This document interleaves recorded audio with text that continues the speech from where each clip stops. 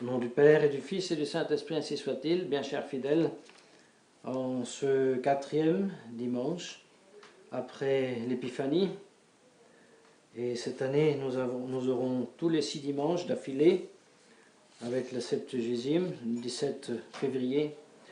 Eh bien, chers fidèles, ces dimanches-ci, comme les dimanches derniers, nous avons pris l'occasion de rappeler, et nous avons commencé et nous continuerons à rappeler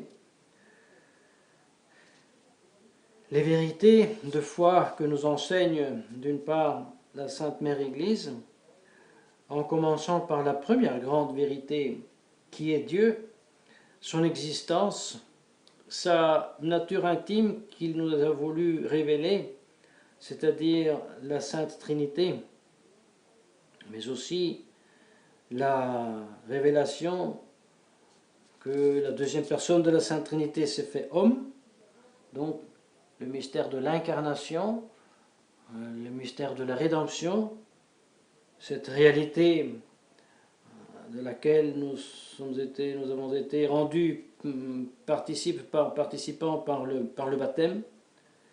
Eh bien, nous devons rappeler, vivifier la mémoire de ces réalités pour mieux comprendre leur négation, c'est-à-dire la négation de la Sainte Trinité, la négation de la divinité de notre Seigneur Jésus-Christ, la négation aussi de la divinité et de la personnalité du Saint-Esprit lui-même,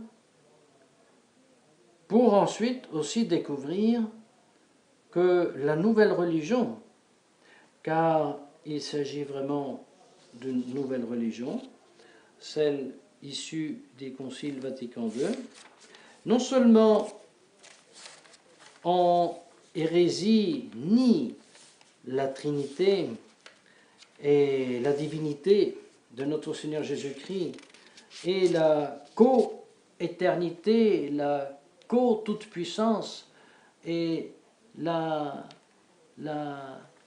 consubstantialité du Saint-Esprit, n'est-ce pas?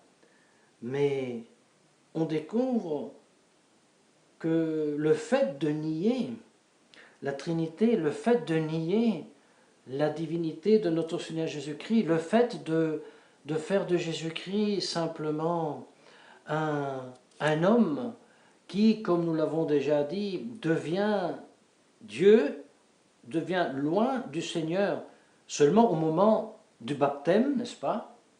Et encore une fois, sont trop les passages dans les livres officiels des soi-disant sacrementaires, mais aussi des enseignements, soi-disant enseignements où cette hérésie est enseignée, répétée.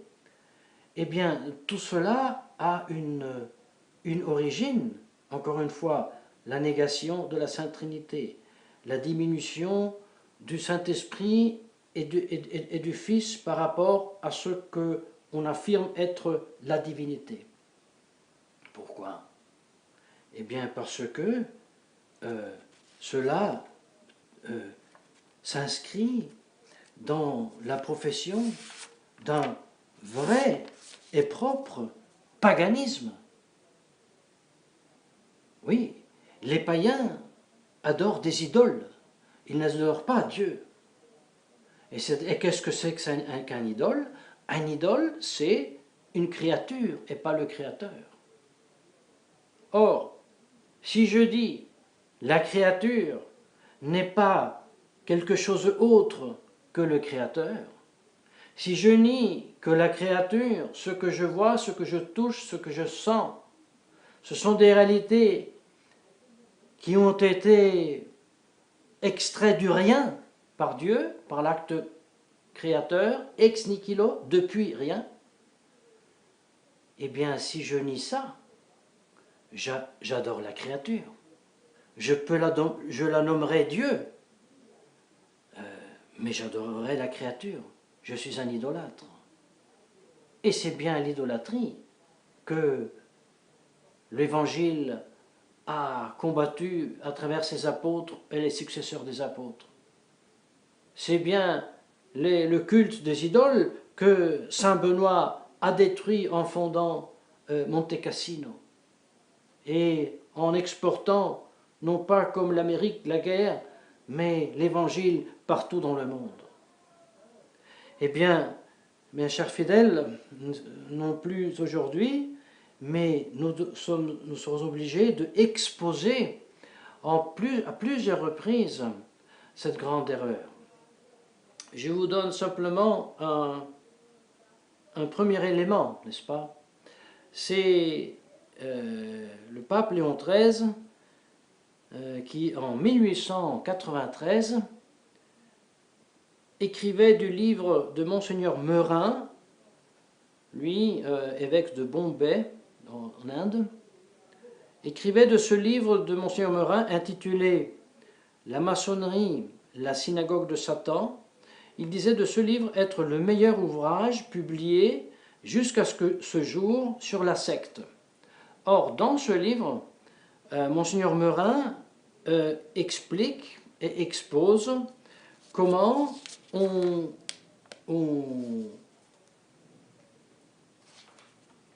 nie la Trinité des personnes dans l'union de la substance à travers l'introduction d'un panthéisme dans la religion chrétienne.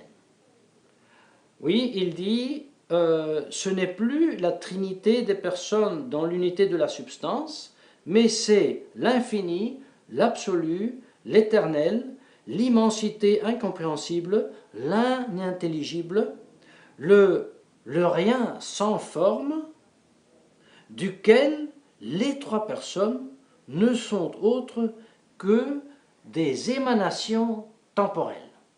Alors nous avons pris un exemple, nous disons comme l'eau de vie, n'est-ce pas, et l'émanation du fruit, que ce soit la cerise, la prune, la pomme ou la poire, n'est-ce pas? Eh bien, ainsi, dans ce paganisme où on ne distingue pas entre Dieu et ce qui n'est pas Dieu, mais ce qui n'est pas Dieu est Dieu quand même, parce que c'est simplement une émanation, un produit, un sous-produit de ce Dieu qu'on appelle, sans le identifier, sans avoir un nom, de façon abstraite, l'infini, l'absolu, l'éternel, l'incompréhensible, n'est-ce pas? Eh bien, les trois personnes deviennent une émanation temporelle de cette soi-disant divinité, alors que la révélation nous enseigne le contraire. La révélation nous enseigne que les trois personnes, Père, Fils et Saint-Esprit, sont co-éternels et co-infinis et sont de la même et unique substance. Trois personnes en un seul Dieu, non pas trois dieux. Eh bien non, le paganisme, comme nous enseigne Monseigneur Meurin, remplace Dieu, le vrai Dieu unique qui s'est révélé, le vrai Dieu unique en trois personnes. Il remplace le vrai Dieu qui a créé ex nihilo, depuis rien, tout ce qui existe. Eh bien, le paganisme le remplace avec un être fumeux, primordial, tellement fumeux qu'il est appelé un non-être, n'est-ce pas? Et ce non-être, très général, dans le temps, se manifeste justement par ces produits, ces émanations. Et partie de ces émanations serait justement la personne du Saint-Esprit et la personne du Fils. Alors il conclut en disant que le but de toute cette théorie n'est rien d'autre que de nier l'éternité de la Sainte Trinité, de nier la création depuis rien, ex nihilo, et en conséquence, bien sûr, la divinité du Christ. Et voyez, nous le rappelons, nous trouvons en maintes lieux d'enseignement officiel de cette nouvelle Église, un Esprit Saint qui n'est plus Dieu, mais qui est énergie divine. Nous retrouvons un Fils qui n'est plus Dieu, mais un homme qui devient Dieu au moment du baptême. Conclusion, bien chers fidèles, Assise n'était rien de nouveau, n'était pas quelque chose d'extraordinaire, était la plus authentique manifestation de cette religion. Deuxième conclusion, assister à des soi-disant messes, à des soi-disant offices ou actes publics de cette religion est considéré comme une participation à un culte païen. Déjà, on pêche gravement si activement on participe à des cultes hérétiques et schismatiques, n'est-ce pas? Mais certainement, devant Dieu, le péché grave est moins grave de participer à un rite schismatique, hérétique, oriental, n'est-ce pas? Russe, grec, qu'il soit, et c'est péché grave, que non le péché, objectivement parlant, de participer à une nouvelle messe. Mais aussi, nous sommes bien obligés de le dire, aussi à la soi-disant messe en rite ancien, antique. Alors en 2007, je recevais des lettres, cher Père, voulez-vous cesser de nous répéter tous les dimanches votre haine que vous avez pour le motto propre qui va être publié. J'avais commencé 2 ans auparavant. J'ai dit non, je ne vais pas cesser, et même j'ai continué et je vais continuer. Parce que sous la forme extérieure d'un beau rite millénaire, officiellement, on confesse et on prêche un Dieu qui ne l'est pas. Et rien ne sert que la fraternité Saint-Pédis, ou qui pour elle dit « oui, mais moi je crois à la divine Trinité, et donc je sais ce que je crois ». Non, tu ne sais pas ce que tu crois. Parce que si tu savais ce que tu crois, tu savais que croire, ce n'est pas un acte privé, mais c'est un acte public lorsque tu célèbres une messe. Et si tu célèbres une messe et tu chantes Te Deum pour avoir remercié à l'époque Ratzinger de t'avoir donné, pour ainsi dire, la messe en latin, eh bien tu chantes Te Deum et tu remercies pour un culte païen.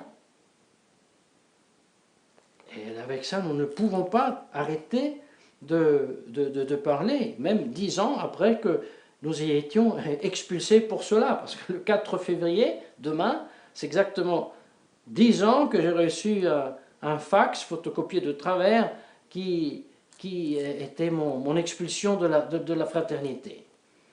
L'histoire de la Deuxième Guerre mondiale avait peu à faire, c'était surtout parce que je m'étais opposé absolument à la reconnaissance de ce messe du motu proprio, et je m'étais absolument opposé au fait qu'on acceptait sans doute et sans mettre en question les papes, d'après le Concile, être vrais papes.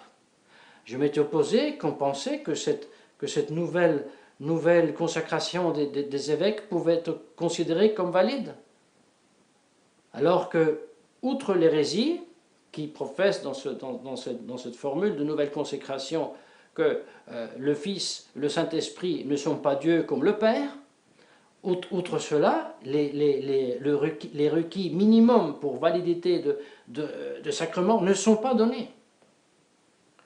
Alors, voilà, j'ai à dire, dans la 10e année de mon expulsion, que je continue absolument comme il y a 10 ans, et même plus.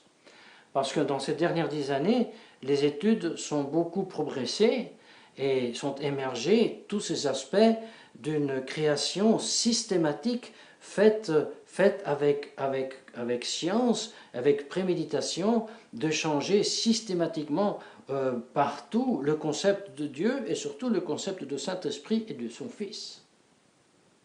Non, au contraire, nous remercions Dieu de nous avoir fait la grâce de pouvoir accéder à ces vérités. Et je dois dire, c'est un peu comme l'Évangile dit, ce sont les pierres qui professeront la foi. Nous devons dire que le mérite d'avoir élaboré ces hérésies contenues dans les nouveaux textes liturgiques, dans les formulaires de bénédiction et dans les maintes textes soi-disant machin. Il faut dire, ce sont des laïcs qui l'ont fait. Ce ne sont pas, bien sûr, des prêtres aussi, mais des prêtres dans le temps, et c'était des laïcs qui ont eu la bonne idée de mettre ensemble toutes ces recherches, toutes ces trouvailles. Un peu comme la Madeleine qui allait annoncer la résurrection. Ce sont aujourd'hui les laïcs qui démontrent que la religion que nous avions déjà abandonnée, parce que déjà nous l'avions reconnue non catholique, maintenant apparaît avec son vrai visage, non seulement hérétique et schismatique, mais païenne. Voilà le résultat, après 10 ans d'expulsion de la fraternité. Je dois reconnaître, la nouvelle religion que la fraternité a identifiée avec la religion catholique, non, moi je l'identifie avec une religion parfaitement païenne. Ou alors un christianisme paganisé, qui revient à dire la même chose.